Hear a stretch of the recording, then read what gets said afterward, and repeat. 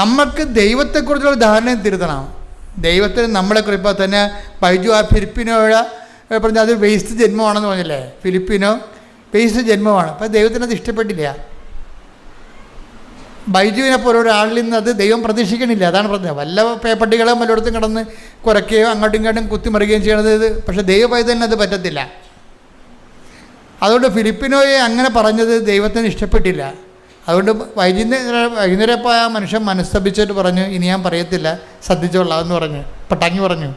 അതാണ് അപ്പം ബൈജുവിനെക്കുറിച്ചുള്ള ധാരണ ദൈവത്തിന് ചേഞ്ചായി. അതുപോലെ തന്നെ നമുക്ക് ദൈവത്തെക്കുറിച്ചുള്ള ധാരണയില്ലേ, അതും മാറ്റണം.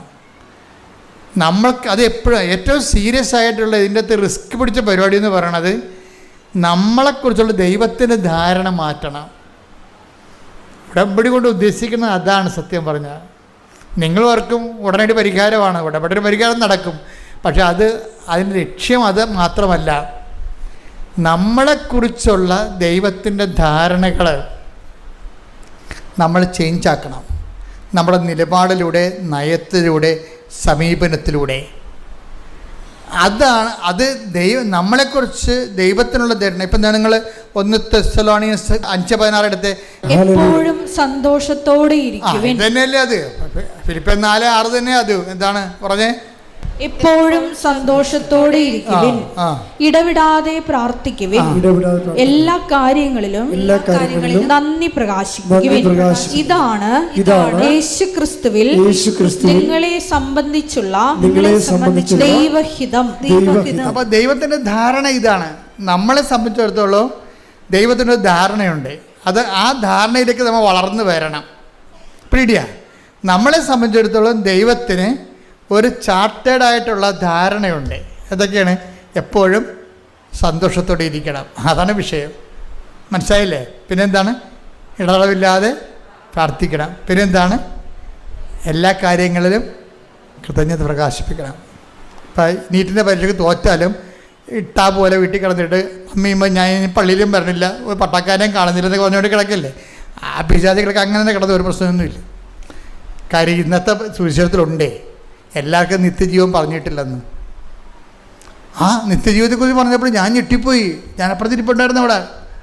ഇന്ന് സുവിശേഷം വായിച്ചതാണ്. ഇത് നിത്യജീവന് വേണ്ടി നിയോഗിക്കപ്പെട്ടവരെന്ന്. ടേക്ക് ദ ബെഡപ്പോട് ശ്രദ്ധിക്കട്ടെ. Hallelujah, hallelujah, hallelujah.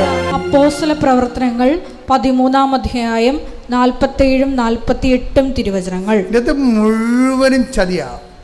ചതി എന്ന് വെച്ച് കഴിഞ്ഞാൽ വിശുദ്ധമായ ഒരു, അതായത് നമ്മൾ ഈ എല്ലാവരും രക്ഷപ്പെടണമെന്നൊക്കെ ദൈവം ആഗ്രഹിക്കുന്നുണ്ട് ഇല്ലേ? അങ്ങനെ ഒരു വചനമുണ്ട്, എല്ലാം രക്ഷപ്പെടണമെന്നുണ്ട്.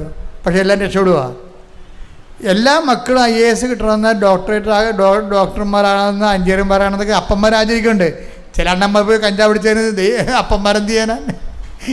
പിടിയിട്ടില്ലേ? ചിലന്മാർ പഠിക്കാൻ വിട്ടപ്പോഴേ അവിടെ ബാംഗ്ലൂരിൽ അവിടെ ലാൽ ബാഗിലൊക്കെ കറങ്ങിടക്കുകയാണ് കണ്ട പെൺപിള്ളേരുമായിട്ട്. അതിന് അപ്പനെന്ത് ചെയ്യാനാ? അപ്പനെ എല്ലാവരും രക്ഷപ്പെടണമെന്ന് ആഗ്രഹമുണ്ട്. പക്ഷെ മക്കളെ സമ്മതിക്കണ്ടേ? മനസ്സിലായില്ലേ? ഇതുപോലെ എപ്പോഴും നമ്മൾ ശ്രദ്ധിക്കണം. ദൈവത്തിന് ഒരു ധാരണയുണ്ട്. ആ ധാരണയ്ക്കൊപ്പം വളർന്നുകൊള്ളാമെന്നാണ് ഈ ഉടമ്പടി പറയണത്. ദൈവത്തിൻ്റെ ധാരണ എന്താണ്? 5:16 ദൈവത്തിൻ്റെ ധാരണ. എന്താ ദൈവത്തിൻ്റെ ധാരണ? എപ്പോഴും സന്തോഷത്തോടെ ഇരിക്കണം. നീറ്റിൽ മാർക്ക് കുറഞ്ഞു പോയാലും അടുത്ത കൊല്ലം എഴുതിയെടുക്കാമെന്ന് പറഞ്ഞ് നമ്മൾ സന്തോഷമായിരിക്കണം. അല്ലെങ്കിൽ ഞാൻ നല്ലവണ്ണം പഠിച്ചതാണ്, പിന്നെ ചിലർക്ക് മസിൽ പിടിക്കത്തില്ലേ, പഠിക്കാത്തവരൊക്കെ എഴുതിപ്പോയി നീറ്റിൻ്റെ പരീക്ഷയ്ക്ക് എന്തോ കുഴപ്പമുണ്ടായിട്ട് അമ്മ അട്ടിമറി കാണിച്ചിട്ടുണ്ട്. ചില ആൾക്കാർ ക്വസ്റ്റ്യൻ ചോർത്തി കിട്ടി. വെറുതെ തന്നെ ഇവളുടെ കഴിവുകേട് വീട്ടിൽ മുമ്പ് ഇവിടെ കൊച്ചാകാതിരിക്കാൻ വേണ്ടി പരീക്ഷയും സംവിധാനങ്ങളെല്ലാം കുറ്റം പറഞ്ഞാണ്. ഒരു കഥയുമില്ല.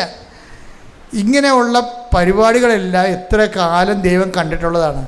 നിങ്ങളെ ഓന്തോടിയ വെയിൽ വരെ നിങ്ങളുടെ പരാജയങ്ങളുണ്ടെങ്കിൽ അതിനെ അക്സെപ്റ്റ് ചെയ്യണം. അല്ലാതെ ഉടനെ ഞാനേ ഈ വിചാരം കൊണ്ടും വാക്കുകൊണ്ടും പ്രവൃത്തി കൊണ്ടും പറഞ്ഞില്ല, വിചാരത്താലും വാക്കാലും പ്രവർത്തിയാലും. അപ്പം ഞങ്ങളുടെ കപ്പേരത്ത് അത് വാക്കാലം എന്ന് പറയുമ്പോൾ വക്കാലം നയിപ്പോവും. അപ്പോൾ ഞാനത് ഈ കെട്ടിത്തൂക്കണ കാര്യം വല്ലതും ആയിരിക്കുമെന്ന്.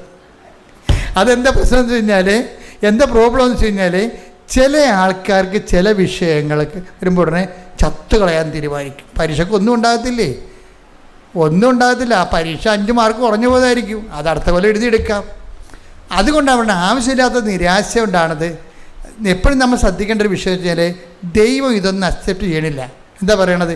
നീ തോറ്റാലും മാർക്ക് കുറഞ്ഞാലും നിൻ്റെ കൂടെ നിൽക്കുന്ന സ്വിറ്റ്സർലൻഡിലേക്ക് പോയാലും നീ എന്ത് ചെയ്യണം? എപ്പോഴും സന്തോഷത്തോടെ ഇരിക്കണം.